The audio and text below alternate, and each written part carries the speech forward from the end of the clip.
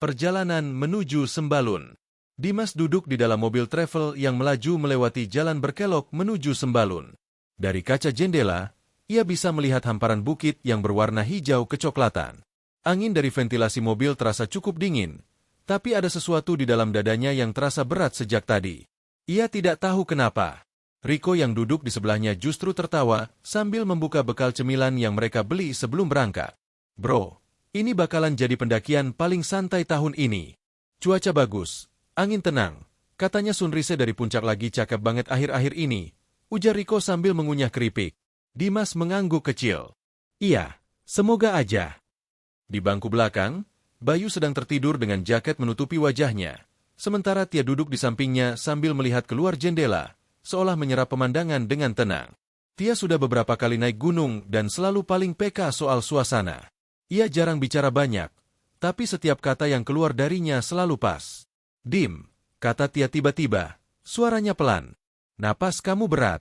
Kamu lagi mikir sesuatu ya? Dimas terdiam sebentar. Enggak, cuma, entah. Kayak ngerasa ada yang manggil. Rico langsung tertawa sambil menepuk bahu Dimas. Wah, belum mulai naik udah halu. Santai. Rinjani itu indah banget. Fokus nikmatin. Dimas ikut tersenyum tipis. Tapi rasa itu tidak hilang. Perasaan seperti ada yang menunggu. Bukan menunggu kedatangan mereka, tapi seperti ada yang menunggu dia. Mobil berhenti tepat di depan base camp Sembalun. Beberapa pendaki lain terlihat sedang bersiap. Ada yang menyusun carrier, ada yang sedang mengurusi maksi. Angin terasa lebih dingin, meskipun matahari masih tinggi. Setelah menyelesaikan administrasi, mereka mulai membersihkan barang bawaan. Dimas mengangkat carriernya, memeriksa tali dan posisi beban.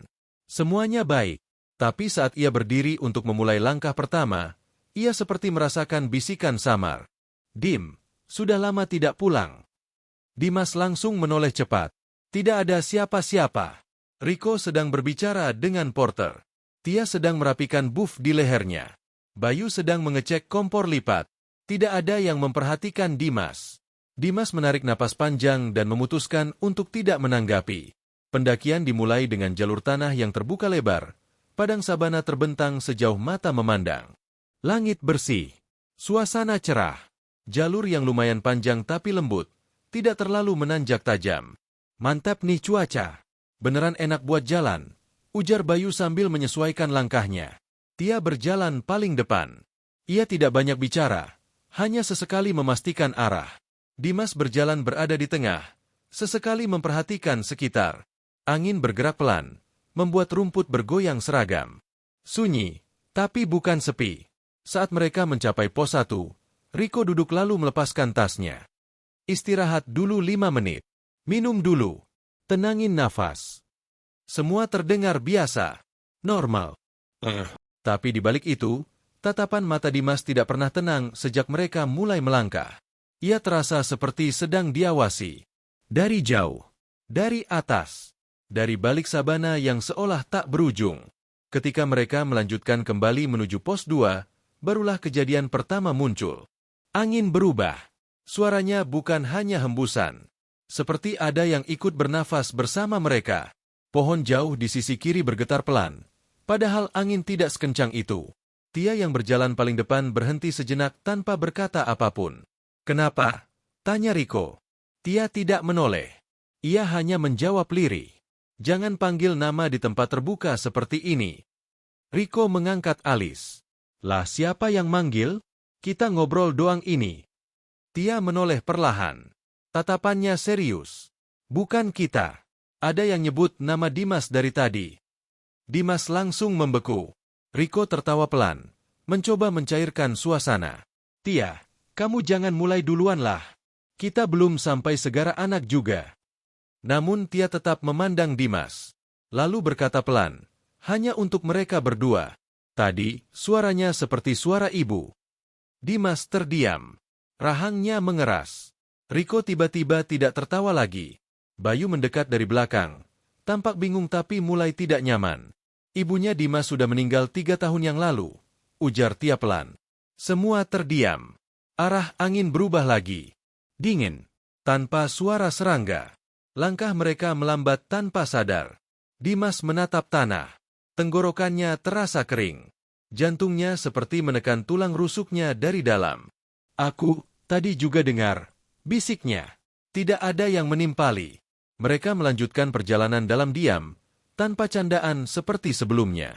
Tidak ada lagi obrolan ringan. Yang tersisa hanya suara langkah dan napas berat. Sampai akhirnya sabana terbuka perlahan berubah menjadi jalur tanah menuju pos berikutnya. Matahari mulai condong ke barat. Bayangan tubuh mereka menjadi lebih panjang di tanah. Tapi suasana tidak lagi terasa hangat. Ada sesuatu yang mulai mengikuti. Sesuatu yang tidak terlihat. Sesuatu yang memanggil. Khusus untuk Dimas.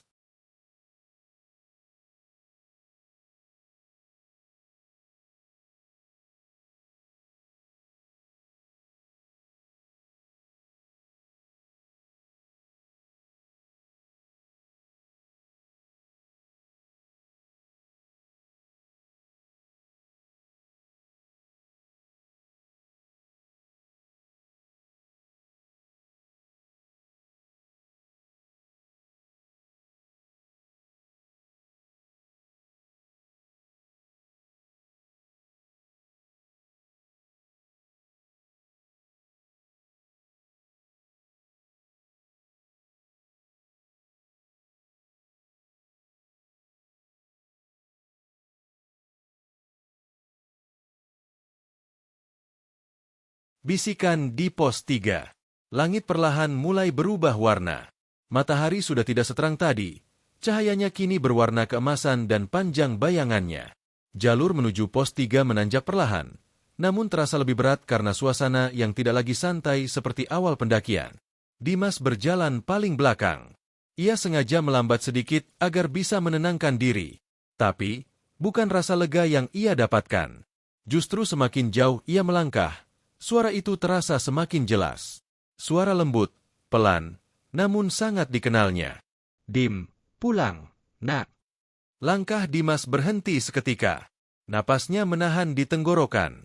Suara itu benar-benar sama. Lembut, penuh kasih sayang. Sama seperti suara ibunya dulu saat membangunkannya waktu kecil. Ia menoleh cepat ke belakang. Tidak ada siapa-siapa. Hanya hamparan sabana yang mulai gelap. Angin berhembus pelan, tapi tidak cukup untuk menimbulkan suara seperti itu. Dimas. Dimas menoleh ke depan. Riko menatapnya dengan wajah khawatir. Bro, jangan bengong di situ. Ayo, kita harus sampai pos 3 sebelum gelap. Kalau gelap masih di sini, bakal lebih berat. Dimas mengangguk tanpa menjawab. Ia mempercepat langkahnya kembali menyusul yang lain. Saat mereka tiba di pos 3, matahari sudah hampir tenggelam. Mereka memutuskan untuk berhenti cukup lama di sini, mengatur napas dan meneguk air. Tia membuka jaketnya, duduk di atas batu, dan menatap langit yang mulai membiru. Dingin mulai turun, ujarnya pelan. Bayu menyalakan kompor kecil untuk membuat teh panas. Uap air naik perlahan dan aroma teh hangat mulai tercium. Untuk sesaat suasana seperti kembali normal, tapi tidak sepenuhnya. Karena Dimas terus menoleh ke belakang setiap beberapa detik, seolah ada sesuatu yang berjalan mendekat. Riko melihatnya. Ia meraih pundak Dimas pelan. Bro, cerita aja apa yang kamu dengar. Dimas menggeleng, mencoba menahan diri, tapi bibirnya justru bergetar. Aku dengar suara ibu. Dari tadi. Tapi aku tahu itu bukan ibu. Aku tahu banget. Bayu yang sedang menuang teh berhenti bergerak. Tia perlahan menundukkan kepala. Suasana terasa lebih padat. Riko menghela napas panjang. Dengar ya, kita naik gunung bukan buat nantangin siapapun. Apalagi nyari apa-apa yang gak kelihatan. Kalau ada sesuatu yang manggil kamu, jangan ditanggapi. Fokus sama langkah. Ingat tujuan kita. Dimas menelan ludah. Tujuan kita apa? Riko tersenyum tipis. Naik. Lihat puncak. Turun. Pulang. Dimas menutup mata sejenak. Mengambil napas dalam. Namun ketika ia membuka mata kembali, ia melihat sesuatu di kejauhan. Di antara sabana yang mulai gelap, ada sosok berdiri. Jauh. Sangat jauh. Tapi bentuknya jelas. Tubuh seorang perempuan dengan rambut panjang, mengenakan kain putih yang menjuntai. Kepalanya sedikit tertunduk. Tidak bergerak sama sekali. Dimas membeku. Tapi saat ia berkedip sekali, sosok itu hilang begitu saja. Seolah tidak pernah ada. Dimas memegang lututnya, gemetar pelan. Riko melihat ekspresi itu. Ia mencoba menoleh ke arah yang sama, tetapi ia tidak melihat apapun. Tadi ada yang berdiri di situ, ucap Dimas pelan. Suaranya hampir tidak terdengar. Tia menoleh cepat. Perempuan. Dimas mengangguk. Tia mengembuskan napas perlahan. Kali ini, ekspresinya tidak lagi biasa. Ada sedikit ketegangan di sana. Kalau nanti ada yang bilang, ikut aku, jangan jawab. Jangan lihat lama-lama. Jangan ikuti. Jalan kita cuma satu, dan itu ke depan. Jangan biarkan dia berada di belakang kamu. Bayu menelan ludah keras-keras. Riko terdiam. Senja telah berubah menjadi malam. Tidak ada lagi cahaya matahari. Mereka mengenakan headlamp satu persatu. Cahaya putih kecil menerangi jalur tanah di depan mereka. Udara semakin dingin menusuk kulit. Pendakian dari pos 3 menuju pos selanjutnya dilakukan dengan suasana jauh lebih senyap. Tidak ada yang berbicara. Tidak ada yang saling memanggil. Yang terdengar hanya langkah yang teratur dan napas yang seringkali terdengar berat karena udara dingin. Semakin gelap, semakin suara cicak dan serangga mulai hilang. Hutan yang biasanya ramai di malam hari justru menjadi sangat senyap. Seakan semua makhluk hidup sedang menunduk diam. Tiba-tiba, langkah Dimas terhenti lagi. Di samping jalur, di balik semak rendah, ada sosok itu lagi. Perempuan berbaju putih. Kali ini lebih dekat. Hanya beberapa meter. Wajahnya tidak terlihat jelas, tertutup rambut panjang. Tubuhnya tidak bergerak, tapi suaranya terdengar tepat di telinga Dimas. Dimas, ikut aku pulang. Dimas hampir menoleh sepenuhnya, namun tangan Tia langsung memegang lengannya dengan kuat. Jangan lihat. Dimas terkejut. Tia menatapnya dengan mata lebar, lebih tegas daripada sebelumnya. Terus jalan. Sekarang. Dimas mengangguk, tubuhnya gemetar. Kakinya terasa seperti menempel pada tanah. Tapi ia memaksa langkahnya bergerak. Riko dan Bayu menyusul, memastikan Dimas tetap di tengah barisan. Tidak ada yang menoleh ke belakang. Tidak ada yang berbicara. Tapi dari kejauhan, suara langkah lain terdengar mengikuti. Tepat di belakang mereka.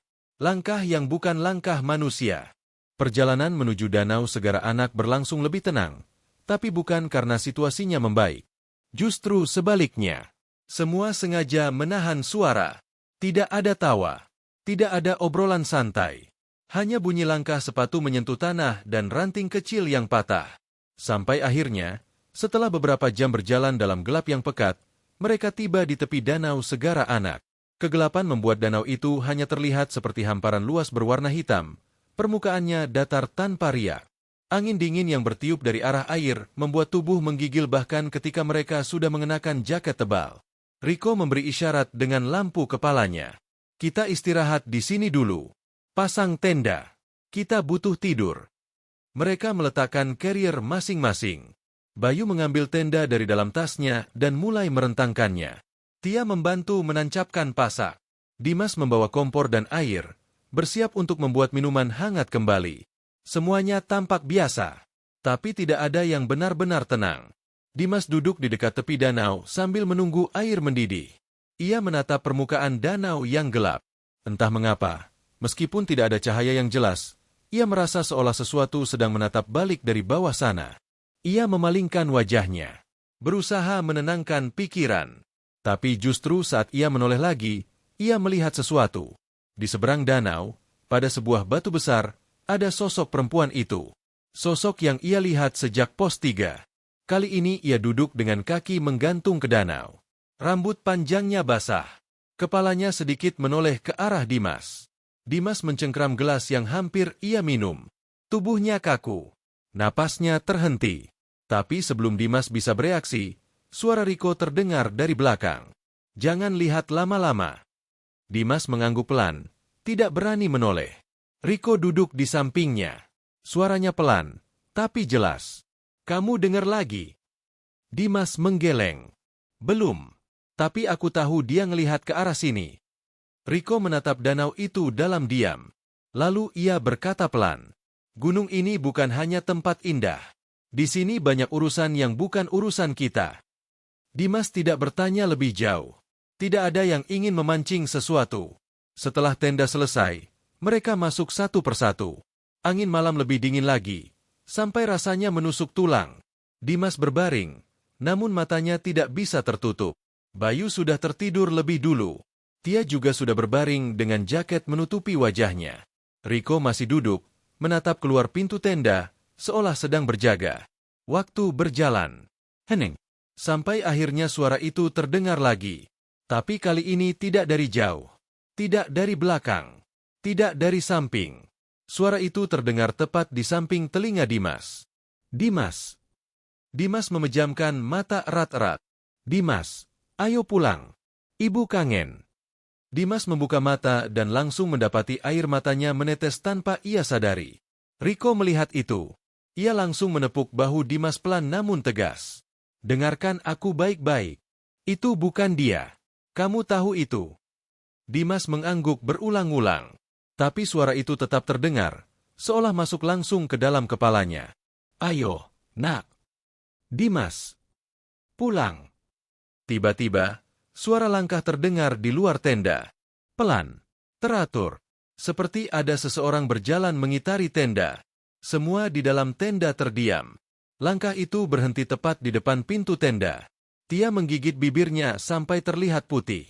Bayu meremas jaketnya sendiri. Riko menempelkan jarinya di mulut, memberi isyarat agar semuanya diam total. Dimas menahan napas. Daun tenda bergerak sedikit, seolah ada sesuatu yang menyentuhnya dari luar. Lalu, suara perempuan terdengar. Bukan bisikan, bukan halus, tapi jelas, tepat di depan tenda. Dimas, kamu di dalam. Tia langsung memejamkan mata.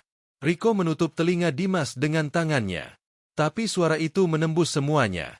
Dimas, jangan lama. Ikut aku. Hening panjang. Sangat panjang. Sampai akhirnya, langkah itu bergerak lagi. Perlahan menjauh. Tidak ada yang berani membuka tenda. Tidak ada yang berani bicara. Hanya suara angin yang kembali mengisi udara. Beberapa menit kemudian, Riko menarik napas pelan. Kita tidak boleh tinggal di sini lama-lama. Begitu matahari keluar, kita lanjut naik. Jangan menunggu. Tidak ada yang membantah. Tidak ada yang mencoba tidur lagi. Semua hanya terjaga dalam diam. Menunggu pagi datang. Namun, pagi itu terasa begitu jauh. Dan di luar sana, langkah itu masih ada. Kadang dekat, kadang jauh. Seolah menunggu. Pagi akhirnya datang. Tapi suasananya bukan seperti pagi biasanya. Tidak ada suara burung. Tidak ada embun yang terasa menenangkan. Danau itu tetap terlihat gelap meskipun matahari sudah naik perlahan. Seolah sinar pagi enggan menyentuh permukaan airnya. Riko adalah orang pertama yang keluar dari tenda. Begitu ia menatap danau, ia langsung membuang napas panjang. Wajahnya tidak menunjukkan ketakutan, tapi jelas terlihat ia sedang berhitung dalam pikirannya. Bayu keluar berikutnya. Ia mengusap wajahnya. Mencoba menghilangkan sisa kantuk yang sebenarnya tidak pernah berubah menjadi tidur. Gue sempat mimpi, ucap Bayu tiba-tiba. Riko menoleh. Mimpi apa? Bayu menelan ludah. Sama kayak suara itu. Dia bilang, kalau Dimas ikut dia, kita semua bakal selamat. Kalau enggak, kita bakal disesatkan. Tia yang sedang membereskan matras langsung berhenti bergerak. Dimas hanya menunduk. Riko menepuk pundak Bayu. Jangan ditanggapi. Gunung ini tahu pikiran orang. Kalau kita takut, dia makin dekat. Semua terdiam. Tidak ada yang ingin berkata sesuatu yang salah. Mereka berkemas cepat. Sangat cepat. Seperti ingin lari dari tempat itu. Udara dingin terasa lebih menusuk dari semalam. Walaupun matahari sudah terlihat sepenuhnya. Sebelum melanjutkan perjalanan, Dimas melirik danau itu sekali lagi. Dan di tepi batu tempat sosok itu duduk semalam. Kosong. Namun hatinya justru terasa semakin tidak tenang. Perjalanan menuju jalur puncak dimulai. Jalanan semakin menanjak dan berbatu. Tanahnya berwarna hitam keabu-abuan. Banyak batu besar yang berserakan dan langkah kaki harus benar-benar hati-hati. Tia berjalan di belakang Dimas, sedangkan Riko tetap menjadi pemimpin di paling depan. Beberapa kali, Dimas membatin ingin memanggil nama Riko. Ada sesuatu di dalam dirinya yang ingin bertanya. Tapi setiap ia membuka mulut, suara lain muncul di kepalanya. Dimas, aku di belakangmu. Kamu tinggal balik badan. Aku ada di sini. Dimas mengerutkan kening. Kakinya goyah sedikit. Tia langsung sigap memegang lengannya. Kamu kenapa? Dimas menutup mata, menarik napas panjang. Gak apa-apa. Tia memperhatikan wajahnya lama. Kalau kamu capek, bilang. Jangan dipendam. Tapi Dimas tidak menjawab. Ia justru mempercepat langkahnya. Riko yang melihat itu menoleh sedikit. Ia tidak memarahi. Tidak memperlambat. Ia hanya mengawasi dari jarak cukup. Sampai pada satu titik, jalur menjadi lebih sempit. Sebelah kanan adalah tebing batu. Sebelah kiri jurang terbuka menuju hutan lebat yang gelap. Mereka berjalan bergantian satu-satu. Riko menoleh. Di sini jangan ada yang melamun. Satu langkah salah, selesai. Semua mengangguk. Mereka berjalan pelan. Sangat pelan. Angin bertiup lebih kuat. Ada suara-suara dari dalam hutan. Tapi suara itu bukan suara binatang. Suara itu, seperti orang merintih pelan. Tia langsung memegang dadanya. Kalian dengar? Bayu mengangguk.